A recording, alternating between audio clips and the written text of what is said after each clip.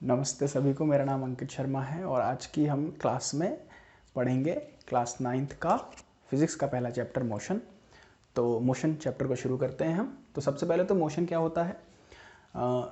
किसी भी ऑब्जेक्ट का पोजीशन जब चेंज होता है टाइम के साथ, यानी कोई भी ऑब्जेक्ट अपनी पोजीशन को चेंज कर रहा है टाइम के साथ, उस ऑब्जेक्ट को तब हम कहेंगे कि वो ऑब्जेक्ट मोशन में है। और मोशन को समझने के लिए किसी ऑब्जेक्ट के, यानी सपोज करते हैं हम यहाँ पर हमारा ए ऑब्जेक्ट है, इसकी पोजीशन अभी ये है, ठीक है। ये अगर कुछ टाइम बाद बी पॉइंट पर आ गया, कुछ टाइम बाद बी पॉइंट पर आ गया, सपोज करते हैं 10 सेकेंड के बाद ये बी पॉइंट पर आ गया, तो हम कहेंगे कि ऑब्जेक्ट जो है ये मोशन में है। लेकिन मोशन को समझने के लिए हमें ये सबसे पहले जानना ज़रूरी है कि रेफरेंस पॉइंट क्या होता है, ठीक है। तो सीधे सीधे ऐसे डेफिनेशन तो हम लिख देंगे, लेकिन हमें समझना पड़ेगा कि रेफरेंस पॉइंट क्या होता है, क्योंकि रेफरेंस पॉइंट के अकॉर्डिंग ही कोई भी ऑब्जेक्ट अपना पोजीशन चेंज करेगा। जैसे कि सपोज करो, मैं आपको एक एग्जांपल देता हूँ कि आप सड़क के किनारे खड़े हैं, तो आप देख रहे हैं कि कोई गाड़ियाँ बहुत सारी जा रही हैं सड़क पर। कोई एक बहुत अच्छी गाड़ी गई, बाइक जा रही है वहाँ से, तो राइट साइड से आपके गाड़ी जा रही है लेफ़्ट साइड तक। तो आप खड़े हैं, आप गाड़ी को देखते हैं राइट साइड से, और वो जा रही है ऐसे लेफ़्ट साइड पर आपके आ गई। तो आपने अपने सर को राइट से लेफ़्ट की तरफ घुमाया। तो क्यों घुमाया अभी आपने सर? क्योंकि वो जो ऑब्जेक्ट है, वो जो बाइक है, वो अपनी पोजीशन को चेंज कर रहा है। भाई पहले वो राइट में था, अब वो लेफ़्ट में आ गया है, यानी उसने अपनी पोजीशन को चेंज किया है। और उसको अपनी पोजीशन चेंज करने के लिए कुछ ना कुछ टाइम तो लगा ही होगा। सपोज करते हैं 2 सेकेंड, बढ़िया बाइक होगी तो 1 सेकेंड, ठीक है। अब रेफरेंस पॉइंट इस सिचुएशन में क्या है? इस सिचुएशन में रेफरेंस पॉइंट आप खुद हैं, क्योंकि आप एक जगह पर हैं और आप उस ऑब्जेक्ट को ऑब्जर्व कर रहे हैं।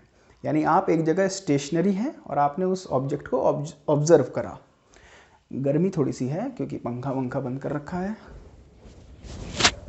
बैकग्राउंड नॉइस ना आए इसलिए। तो रेफरेंस पॉइंट पे हम हैं। तो ये है रेफरेंस पॉइंट, यानी अगर आप उस समय खड़े हैं, एक जगह रुके हुए हैं और दूसरा ऑब्जेक्ट अपनी पोजीशन चेंज कर रहा है, तो आपके लिए वो ऑब्जेक्ट मूव कर रहा है। लेकिन अब थोड़ी सिचुएशन को बदलते हैं। सपोज करते हैं कि हम किसी ट्रेन में हैं और हम एक बर्थ पे हैं, अपनी सीट पे बैठे हैं, हमारे बगल में एक और बंदा है। तो ट्रेन चल रही है भाई, आप उसको देख रहे हो, वो आपको देख रहा है। आपने उसको देखा, अभी ट्रेन चल रही है, ट्रेन अपनी 100 की रफ्तार से चल रही है, 100 किलोमीटर प्रति घंटे की रफ्तार से। आप भी आप भी अपनी पोजीशन चेंज कर रहे हो, क्योंकि अभी आप यहाँ ए स्टेशन पे थे, अभी बी स्टेशन पे कुछ समय बाद पहुँच गए। वो भी ए स्टेशन पे था, वो भी आपके साथ अपनी पोजीशन चेंज कर रहा है। बट आपके रेफरेंस में, यानी अगर मैं आपको रेफरेंस पॉइंट मान लूँ, तो आपके रेफरेंस में क्या उसने अपनी पोजीशन चेंज करी? वो तो वहीं पे था ना, वो तो 72 नंबर सीट पे था पहले भी, और बी स्टेशन पर पहुंचने के बाद भी 72 नंबर सीट पे था। उसने तो अपनी पोजीशन चेंज नहीं करी आपके रेफरेंस में, ना ही आपने अपनी पोजीशन चेंज करी उसके रेफरेंस में।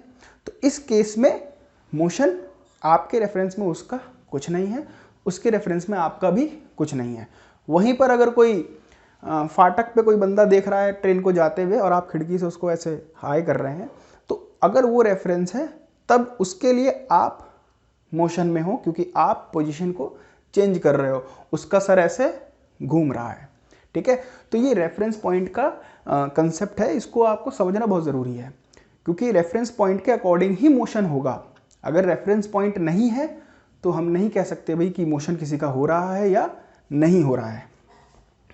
तो ये तो हो गया हमारा मोशन का पार्ट। अब मोशन में दो चीज़ें निकल कर आती हैं, दो प्रकार के मोशंस होते हैं। There are 2 kinds of motion. एक होता है हमारा यूनिफॉर्म मोशन और एक होता है हमारा नॉन यूनिफॉर्म मोशन। तो यूनिफॉर्म मोशन क्या होता है? यूनिफॉर्म मोशन हमारा क्या होता है कि जब एक ऑब्जेक्ट अपनी पोजीशन को टाइम के हिसाब से सेम चेंज कर रहा है। सेम चेंज करने का मतलब क्या? भाई पहले 10 सेकंड में वो 10 मीटर चेंज हुआ, फिर अगले 10 सेकंड में भी 10 मीटर आगे बढ़ा।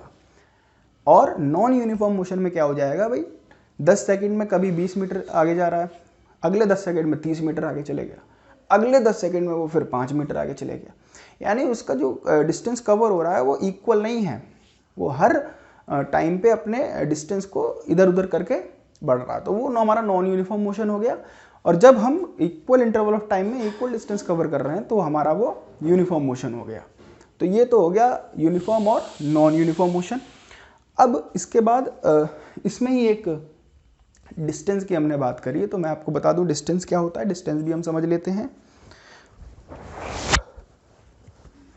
तो डिस्टेंस क्या होता है, सबसे पहली बात तो ये भाई, डिस्टेंस किसी भी ऑब्जेक्ट जब वो पोजीशन चेंज कर रहा है अपनी, तो ए पोजीशन, सपोज करो मैं इसे आपको अगर यहाँ समझाऊँ, सपोज करते हैं एक ऑब्जेक्ट है, वो ए पोजीशन से बी पोजीशन पे गया। ए पोजीशन से बी पोजीशन पे जाने के लिए उसने कुछ लेंथ को कवर करा, लेंथ कवर्ड। इस लेंथ का मैग्नीट्यूड हमारा क्या होगा, डिस्टेंस। इस लेंथ का मैग्नीट्यूड ही हमारा क्या होगा, डिस्टेंस। ये है डिस्टेंस, ठीक है। और डिस्टेंस में केवल मैग्नीट्यूड होगा हमारा, तो इसीलिए डिस्टेंस को हम कहते हैं, डिस्टेंस को हम स्केलर क्वांटिटीज में रखते हैं। ये सिंगुलर है तो इसको हम सिर्फ क्वांटिटी लिखेंगे। तो अच्छा, स्केलर क्वांटिटी और वेक्टर क्वांटिटी जो होती है वो फिजिक्स की फिजिकल क्वांटिटीज़ होती हैं, ठीक है। कुछ आपका स्केलर क्वांटिटी में आता है पार्ट, कुछ वेक्टर क्वांटिटी में आता है। जैसे डिस्टेंस है जिसके पास सिर्फ मैग्नीट्यूड है, वो आपका स्केलर में आएगा। और जिन क्वांटिटीज़ के पास आपका डायरेक्शन भी है, वो आपके पार्ट आ जाएंगे वेक्टर क्वांटिटी में, ठीक है।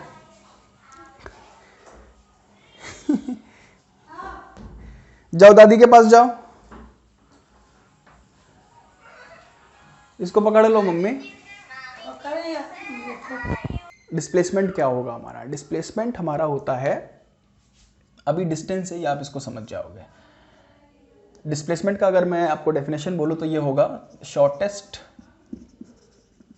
Path between initial and final point, ठीक है। इनिशियल और फाइनल पॉइंट के बीच का शॉर्टेस्ट पाथ। तो डिस्टेंस से इसको कैसे समझेंगे कि सपोज करते हैं ए हमारा इनिशियल पॉइंट है और बी हमारा फाइनल पॉइंट है। ए से बी तक पहुंचने के 3-4 रास्ते हैं। एक तो ये रास्ता है, एक ये रास्ता है, ठीक है। 2 रास्ते हैं, अभी हम समझते हैं, मतलब कि यहाँ से आप जा सकते हो, यहाँ से भी आप जा सकते हो। यहाँ से जा रहे हैं तो आपको डिस्टेंस पड़ रहा है, सपोज करते हैं 5 किलोमीटर। यहाँ से जा रहे हैं तो आपको पड़ रहा है 4 किलोमीटर्स, ठीक है, सपोज करते हैं। तो ये तो आ गया डिस्टेंस का भी भाई, while taking this route the distance is 5 kilometre and while taking this route the distance is 4 kilometre. But what about displacement? Displacement यहाँ पर हो जाएगा शॉर्टेस्ट पाथ। भाई आप ए से बी तक जाने के लिए स्ट्रेट पाथ से भी तो जा सकते हो। अब भले ही कोई रास्ता ना हो ज़मीन पर, बट हेलीकॉप्टर पकड़ के तो जा सकते हो। भाई आपने बुलाया यहाँ पे हेलीकॉप्टर और सीधे सर से यहाँ पे निकल गए, ठीक है। अब वो अलग बात है कि हेलीकॉप्टर है कि नहीं है, लेकिन आप ए से लेके बी तक स्ट्रेट लाइन में जा सकते हो। तो वही हमारा क्या हो जाएगा, डिस्प्लेसमेंट, ठीक है। और डिस्प्लेसमेंट जब भी हम बताएंगे तो उसके साथ जुड़ जाती है डायरेक्शन। तो डिस्प्लेसमेंट जब भी बताएंगे तो उसके साथ आपको डायरेक्शन तो बताना ही पड़ेगा कि इन विच डायरेक्शन, क्योंकि डिस्प्लेसमेंट में डायरेक्शन जुड़ जाता है, तो इसीलिए इसको हम कहते हैं वेक्टर क्वांटिटी, क्योंकि वेक्टर क्वांटिटी के पास मैग्नीट्यूड के साथ साथ डायरेक्शन का होना भी ज़रूरी है। तो ये तो हमारा डिस्टेंस और डिस्प्लेसमेंट वाला पार्ट हो गया। अब स्पीड देखेंगे, स्पीड क्या होती है, एवरेज स्पीड क्या होती है, वेलोसिटी क्या होती है, एवरेज वेलोसिटी क्या होती है। तो स्पीड हम अगर समझेंगे तो सबसे पहले तो मैं इसको मिटो देता हूं पूरे को।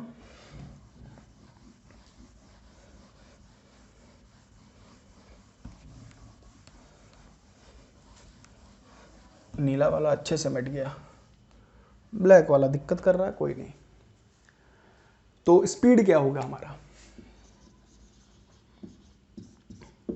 भाई, एक पॉइंट से दूसरी पॉइंट जाने तक, ए पॉइंट से बी पॉइंट तक जाने तक आपको कुछ ना कुछ डिस्टेंस तो कवर करना ही पड़ेगा, और हर कुछ टाइम भी आपको लगेगा। भाई ए पॉइंट से बी पॉइंट तक जा रहे हो आप, तो कुछ डिस्टेंस कवर करोगे, कुछ टाइम भी आपको लगेगा।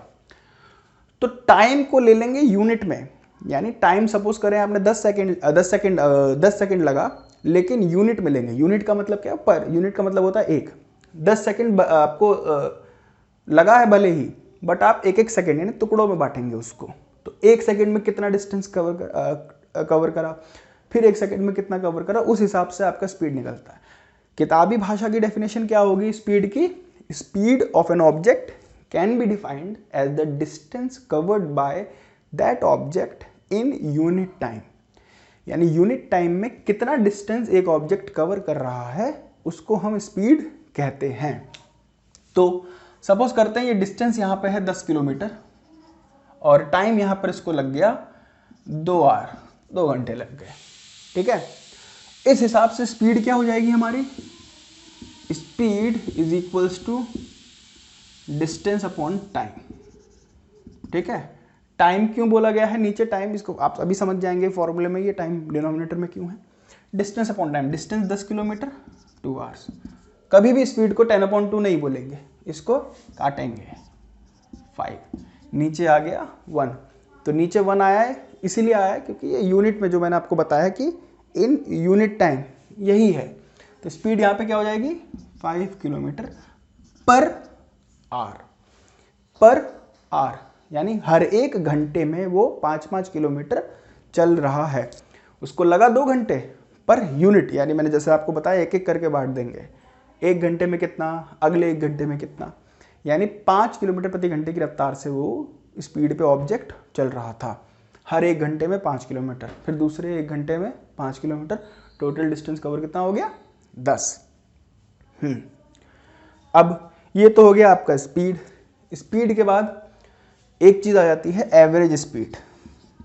एवरेज स्पीड, अब आपकी एवरेज स्पीड क्या होती है भाई, फॉर्मूले के हिसाब से देखेंगे तो एवरेज स्पीड क्या हो जाएगी, टोटल डिस्टेंस ट्रेवल्ड या फिर covered upon total time taken, ठीक है।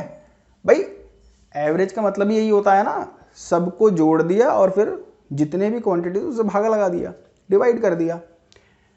टोटल डिस्टेंस मतलब एक टोटल जर्नी है, उसमें कितना टोटल कितना डिस्टेंस आपने एक ऑब्जेक्ट ने ट्रेवल करा, और उस टोटल जर्नी को कवर करने के लिए कितना टाइम लगा, तो वो हमारा एवरेज स्पीड हो जाएगा। फॉर्मूले में जब भी हम न्यूमेरिकल्स करेंगे तो हम अलग से डिस्टेंस को हर एक पार्ट के लिए निकालेंगे, अलग से टाइम को हर एक पार्ट के लिए कैलकुलेट करेंगे, और फिर उसके बाद फॉर्मूले में पुट करेंगे। तो ये तो हो गया हमारा स्पीड और एवरेज स्पीड। अब इसके बाद टॉपिक आ जाता है हमारा वेलोसिटी। इसको हम रब कर देते हैं। वेलोसिटी, अच्छा एक और चीज मैं बताना भूल गया आपको, स्पीड में सिर्फ मैग्नीट्यूड होगा तो स्पीड आपका स्केलर क्वांटिटी है, ठीक है। वेलोसिटी जो है इसका भाई वो है आपका वेक्टर क्वांटिटी। वेलोसिटी जैसे कि हमने डिस्टेंस और डिस्प्लेसमेंट देखा था, उसी तरह से स्पीड और वेलोसिटी है। स्पीड में distance covered upon time taken है, वेलोसिटी में है आपका डिस्प्लेसमेंट, यार डिस्प्लेसमेंट को मैं हमेशा डिस्टेंस की तरह लिख देता हूं, सॉरी, डिस्प्लेसमेंट अभी भी वही डिस्प्लेसमेंट क्या, rate of change of displacement, rate of change of displacement upon, sorry upon नहीं लिखेंगे क्योंकि रेट में ही टाइम आ जाता है, rate of change of displacement with time, ठीक है। यानी डिस्प्लेसमेंट कितना है अपॉन टाइम। फॉर्मूले में कैसे देखेंगे इसको, वेलोसिटी को, वेलोसिटी को फॉर्मूले में कैसे देखेंगे हम, वेलोसिटी जो होता है वो हमारा होता है डिस्प्लेसमेंट अपॉन टाइम। ठीक है, अब इसी के नीचे आ जाता है एवरेज वेलोसिटी। एवरेज वेलोसिटी हमारा क्या होता है? एवरेज वेलोसिटी हमारा होता है इनिशियल वेलोसिटी, जिसको हम फिजिक्स में u से डिनोट करते हैं, और फाइनल वेलोसिटी जिसको हम फिजिक्स में v से डिनोट करते हैं, अपॉन टाइम। ठीक है, ये हमारा एवरेज वेलोसिटी है। ये तो हो गया वेलोसिटी का पार्ट हमारा। Velocity is a vector quantity, ये याद रखिएगा। अब क्योंकि हमने वेलोसिटी पढ़ लिया, अब हमारा आ जाता है एक्सेलरेशन। ठीक है, ये पूरा चैप्टर मैं आपको बता रहा हूँ एक ही वीडियो में। इसके बाद लेकिन हाँ, थोड़ा सा एक वीडियो में नहीं होगा, ग्राफिकल जो इसका पार्ट है वो नेक्स्ट वीडियो में होगा, अलग से होगा, क्योंकि ग्राफ को मैं आपको अलग से समझाऊंगा। ये अब आ जाता है हमारा एक्सेलरेशन।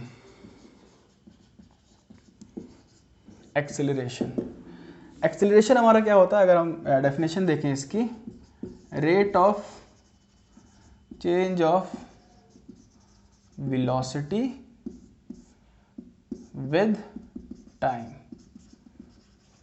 ठीक है, rate of change of velocity with time. Writing पे मत जाना यार, थोड़ा सा अभी हैंड राइटिंग इधर उधर हो रखा है, कोई नहीं, बाद में कभी ठीक हो जाएगा, क्योंकि अभी थोड़ा सा हाथ में प्रॉब्लम है।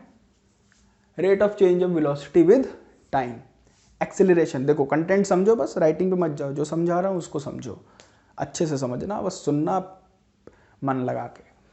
एक्सेलरेशन क्या होता है हमारा? Rate of change of velocity with time, यानी कितना वेलोसिटी चेंज हो रहा है और कितने टाइम में चेंज हो रहा है। एग्जाम्पल से अगर मैं समझाऊं तो सपोज करो आप साइकिल चला रहे हो, आप साइकिल चला रहे हो 10 किलोमीटर प्रति घंटे की रफ्तार से। ठीक है, अब साइकिल में तो आपका स्पीडोमीटर होता नहीं, लेकिन आप समझ लो कि आप धीरे चला रहे हो। ठीक है, आप धीरे चला रहे हो, आपकी स्पीड है 10 किलोमीटर पर आवर। आपने देखा रोड पूरी खाली है, तो आपने पैडल को तेज तेज घुमाया और आपने स्पीड को, अपनी साइकिल की स्पीड को बढ़ाया, तो आप एकदम तेज हो गए। यानी आप सपोज करो ऐसे साइकिल चला रहे थे धीरे धीरे, इस पॉइंट पे आपने देखा, ए पॉइंट पे आपने देखा कि सड़क पूरी की पूरी खाली है, तो आप बन गए हीरो और आपने सीधे स्पीड को अपनी बढ़ा ली। अच्छा, स्पीड वेलोसिटी दोनों भाई बहन हैं, तो कभी स्पीड कह सकते हैं या वेलोसिटी भी कह सकते हैं। तो स्पीड को आपने बढ़ा लिया एकदम, यानी यहां तक आप थे, ए पॉइंट पर आप थे 10 किलोमीटर प्रति घंटे की रफ्तार पे, लेकिन जब आपने स्पीड बढ़ा ली और कुछ समय बाद देखा किसी ने, तो आपकी स्पीड हो गई 30 किलोमीटर पर आवर। ठीक है ना, क्योंकि आपने खाली रोड देखा और आपने स्पीड बढ़ा ली अपनी।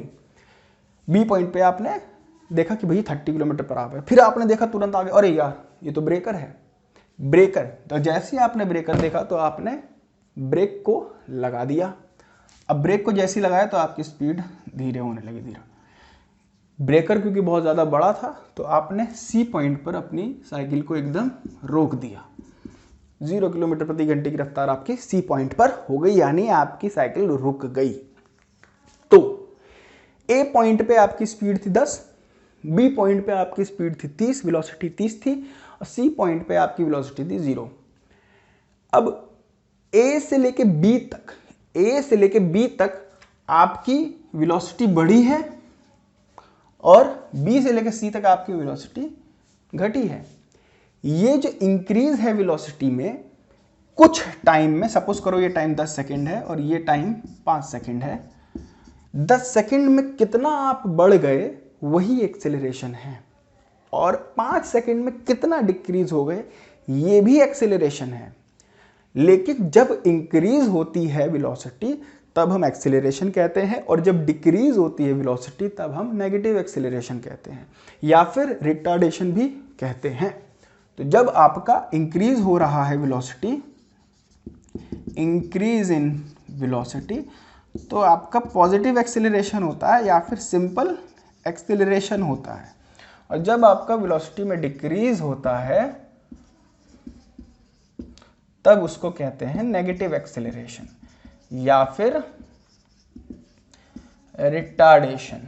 ठीक है, ये आपका एक्सेलरेशन का पार्ट है। ठीक है, बढ़ रहे हैं, कितने टाइम में बढ़ रहे हैं ये जरूरी है। देखो 10 सेकंड लगे आपको 10 से 30 पहुंचने में, यानी आपका डिफरेंस कितना हुआ, भाई 10 से 30 पहुंचे, कितना बढ़े, 20 बढ़े, कितने में बढ़े, 10 में, यानी एक्सेलरेशन क्या हो जाएगा, 20/10, काटोगे तो 2 आएगा, यानी 2 किलोमीटर पर आवर स्क्वायर आपका एक्सेलरेशन हो जाएगा। यूनिट क्या होती है एक्सेलरेशन की, किलोमीटर पर आवर स्क्वायर या फिर मीटर पर सेकेंड स्क्वायर, जो टाइम होता है उसमें स्क्वायर होता है।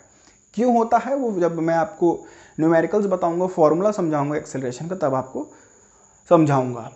अभी जब घट रहा है B से C तक, तो 30 से कितना चले गया, 0, 30 से कितना चले गया, 0, कितना घटा, 30 घटा, कितने टाइम में घटा, 5 में, 5 सेकंड में घटा, तो 30/5, 30/5 नहीं होगा, -30/5 होगा, क्योंकि घट रहा है।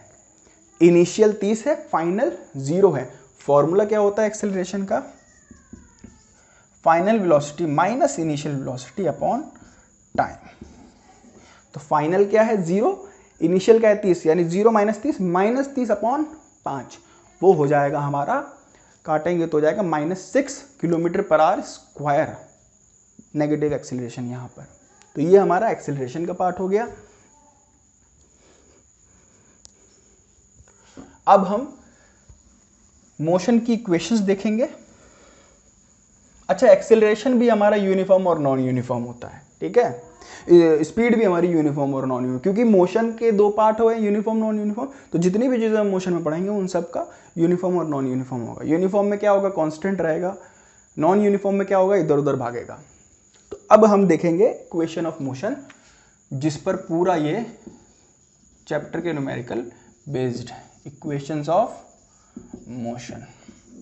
तो अभी तो मैं आपको सीधी बता दूंगा, पहली इक्वेशन आपकी एक्सेलरेशन के फॉर्मूले से ही आई है, v = u + at, दूसरी है s = ut + ½ at², और तीसरी इक्वेशन है 2as = v² - u²।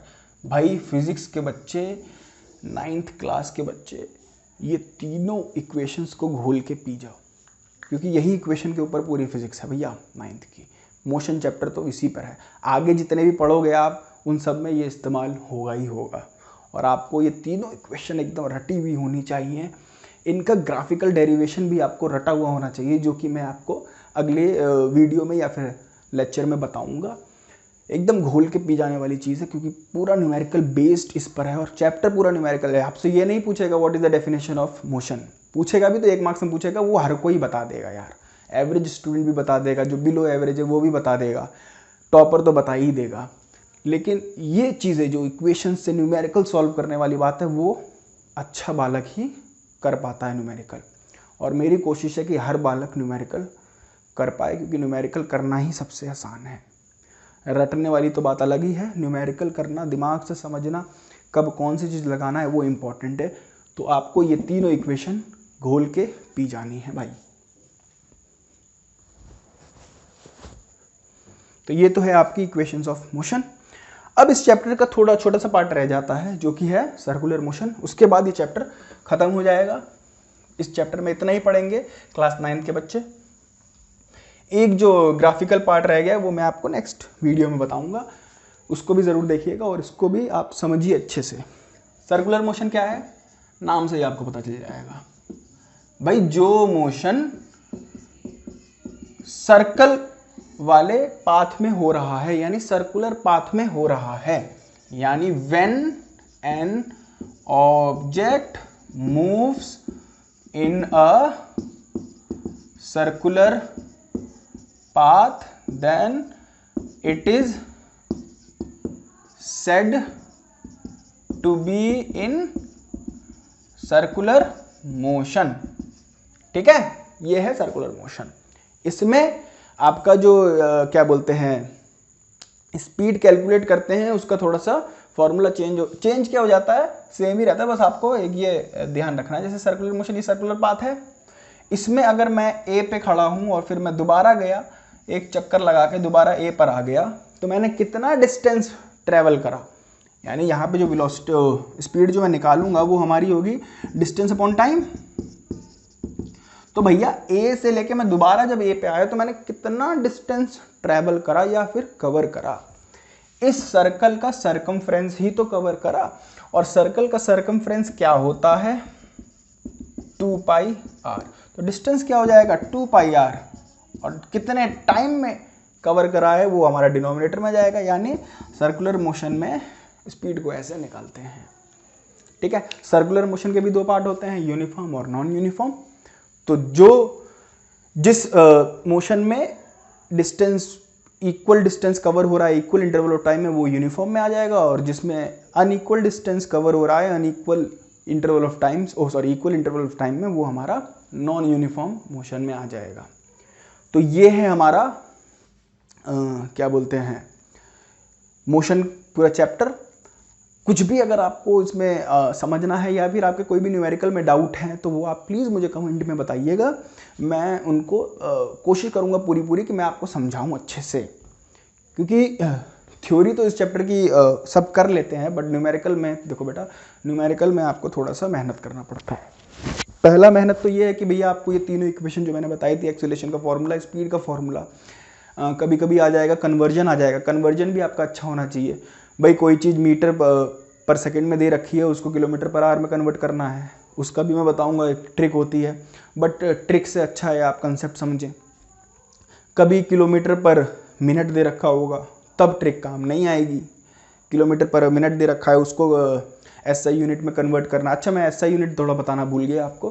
तो स्पीड का, डिस्टेंस का एसआई यूनिट मीटर, डिस्प्लेसमेंट का भी एसआई यूनिट मीटर, स्पीड का एसआई यूनिट मीटर पर सेकेंड, टाइम का एसआई यूनिट सेकेंड, वेलोसिटी का भी एसआई यूनिट मीटर पर सेकेंड, एक्सेलरेशन का एसआई यूनिट मीटर पर सेकेंड स्क्वायर। ठीक है, तो न्यूमेरिकल्स में कभी कभी कन्वर्जन्स भी आ जाते हैं, तो कन्वर्जन्स पे आपको बहुत मेहनत करनी है, ध्यान देना है। अगर बहुत इजी चीज़ है, कोई बड़ी चीज़ नहीं है, थोड़ा सा आप 5-10 सवाल लगाएंगे तो हो जाएगा। तो ग्राफिकल मेथड के लिए मेरा अगला वीडियो ज़रूर देखिएगा। थैंक यू इस वीडियो को देखने के लिए। अगर आपको वीडियो पसंद आया है तो प्लीज़ शेयर कीजिए, लाइक कीजिए, और सवाल आपके जो भी हैं वो कमेंट में पूछिए, और मेरे चैनल को प्लीज़ आप सब्सक्राइब करिए, ताकि मैं आपको आगे भी अच्छे एजुकेशनल वीडियोस आपके लिए ला सकूं। Thank you very much. मेरा नाम अंकित शर्मा है। आप सभी को नमस्कार।